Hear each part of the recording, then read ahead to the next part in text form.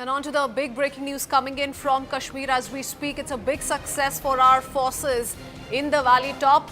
Lashkar commander Waseed Dar has been neutralized in the में, चाहे वो हाफिज सईद हो, मसूद अजहर हो और कई दूसरे लोग जो हैं वो आपके पास मौजूद हैं और इसके कई सबूत भी दुनिया दे चुकी है। तो सबसे पहले तो उन लोगों को पकीजिए, कितना इस मुल्क को खाएंगे, कितना इस मुल्क का बेड़ा गर्क करेंगे, जितना करना था कर दिया। अब तो सारी दुनिया हमारे ऊपर हंस रही है, सारी दुनिया हमारा मजाक बना रही है। और रुई के शायद जो मैंने कल कहा था कि कुत्ते की तुम सीधी नहीं हो सकती, जो मर्जी कर लें, शायद सीधी हो गई है।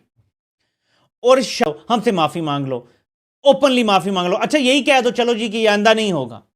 कमांडर वासिद अहमद डार लश्कर तैयबा की branch TRF the residence front का ऑपरेशनल चीफ था।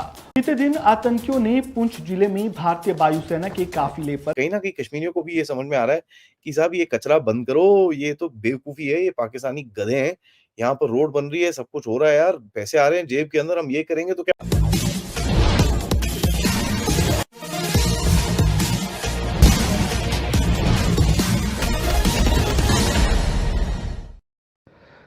हमारे देश के सुरक्षा बल को एक बहुत बड़ी कामयाबी हाथ लगी है। लश्कर तैयबा का जो इंडियन कमांडर था, जो भारत में रहकर भारत में आतंकी गतिविधियों के ऑपरेशन को डील कर रहा था, वह अपने 2 साथियों के साथ मारा गया है। इस पर 10 लाख का इनाम भी था।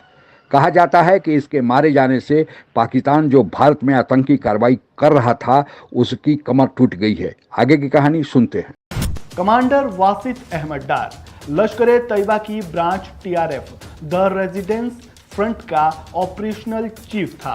वह एनआईए की A++ कैटेगरी के आतंकियों की सूची में शामिल था और एनआईए ने उसका सुराग देने वाले पर 10 लाख रुपए का इनाम देने की घोषणा की थी। वासिद के खिलाफ रेडवानी पाइन इलाके में एक केस भी दर्ज है। वह इस मामले में फरार चल रहा था और पुलिस को काफी लंबे समय से उसकी तलाश थी। वासिद अहमद साल 2021 से घाटी में आतंकी गतिविधियों को अंजाम दे रहा था और इलाके में ही छिपकर रह रहा था।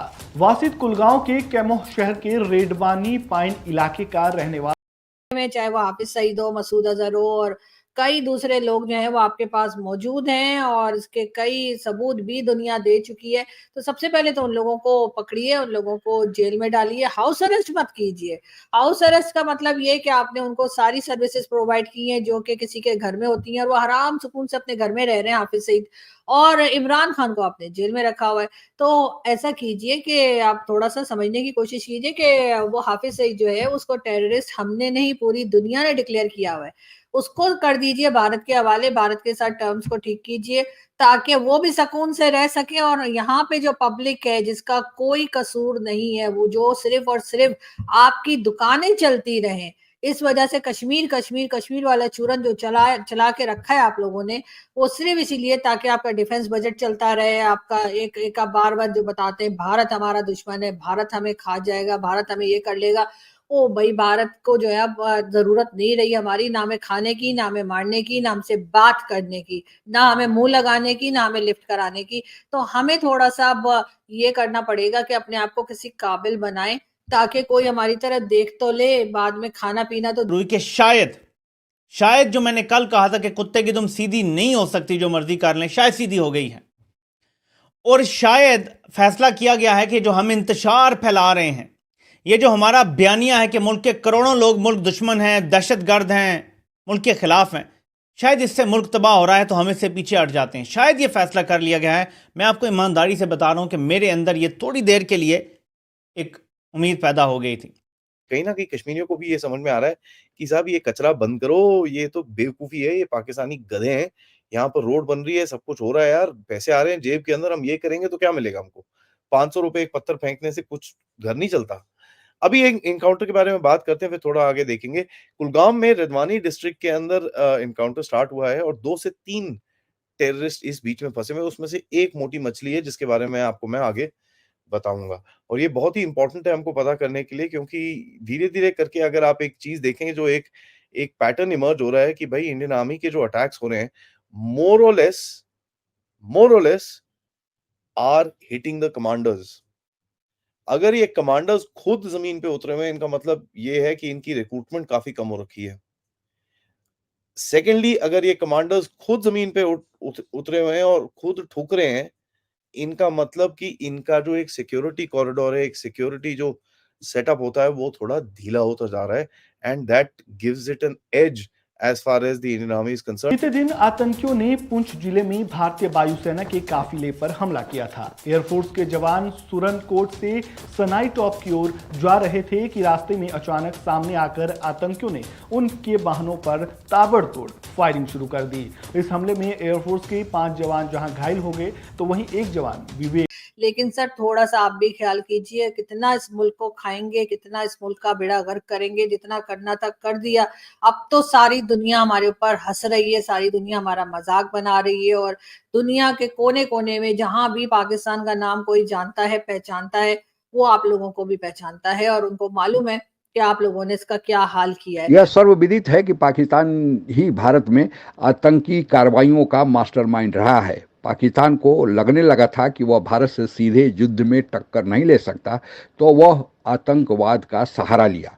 हालांकि अभी पाकिस्तान खुद ही आतंकवाद के चपेट में है और आज ही जो पाकिस्तान के DGISPR का बयान आया है, उसमें पाकिस्तान का रोना ही रोया गया है कि पाकिस्तान में कैसे TTP और BLA के लोग पाकिस्तान में आए दिन पाकिस्तान के सुरक्षा बल के जवानों को निशाना बना रहे हैं, चीनी नागरिकों को निशाना बना रहे हैं। अब सवाल यह उठता है कि पाकिस्तान जो खुद ही भुक्तभोगी है और जो अमेरिका से गुहार लगा रहा है कि अमेरिका ने जो तालिबानियों के साथ दोहा में समझौता किया था, उसमें एक शर्त यह भी थी कि अफगानिस्तान की धरती तालिबानी दूसरे देश के आतंकियों के लिए मुहैया नहीं होने देंगे। तो जब पाकिस्तान खुद रोना रो रहा है और अफगानिस्तान में जो तालिबानियों की सरकार है उनसे गुहार लगा रहा है कि आप दोहा समझौते का उल्लंघन कर रहे हैं और अपने यहाँ आतंकियों को शरणस्थली बनाकर पाकिस्तान में आए दिन हमला करा रहे हैं, तो फिर वही पाकिस्तान भारत के लिए क्यों नहीं सोचता कि भारत में क्यों अपने यहाँ से आतंकी भेज रहा है। हालांकि भारत ने जब से 370 और 35 से हटाया है और जम्मू कश्मीर का पूरा इलाका केंद्र सरकार के नियंत्रण में आ गया है, तब से आतंकी कार्रवाइयों में बहुत कमी आई है। इक्का दुक्का जो लोग बचे थे, कहा जा रहा है कि इस इंडियन कमांडर जो LAT का हेड था और भारत में इसके जिम्मे आतंकी कार्रवाइयों के लिए LAT ने जिम्मेवारी सौंपी थी, अपने 2 साथियों के मारे जाने के चलते अब भारत में आतंकवाद की रही सही कमर भी टूट गई है। लेकिन पाकिस्तान कब बाज आने वाला है। हालांकि भारत ने एक और नीति अपनाई है, offensive is the best defence, और पाकिस्तान में जो 2 बार सर्जिकल स्ट्राइक हो गया और पाकिस्तान को जो डर बना रहता है कि ज़्यादा आतंकी कार्रवाइयों में संलिप्त रहा तो फिर पाकिस्तान FATF में जा सकता है और उसके ऊपर से जो अननोन गैंगमैन हैं जो पाकिस्तान में घुसकर कई आतंकियों को ऊपर पहुंचा रहे हैं, इससे पाकिस्तान कितना भी कोशिश कर ले, इक्का दुक्का कार्रवाई तो कर सकता है, लेकिन पाकिस्तान की अब हिम्मत नहीं, कमर टूट गई है। और जो भी एक इक्का दुक्का हैं, सुरक्षा बलों को चाहिए कि उन्हें भी निशाना बना दे कि जम्मू कश्मीर और पाकिस्तान नाम का एक हेडेक है वो सदा के लिए ख़त्म हो जाए। आप अगर हमसे जुड़ा रहना चाहते हैं तो कृपया मेरे चैनल को सब्सक्राइब करें तथा बेल आइकन भी दबा दें ताकि नई वीडियो की जानकारी तुरंत आप तक पहुंच जाए। धन्यवाद। जय हिंद।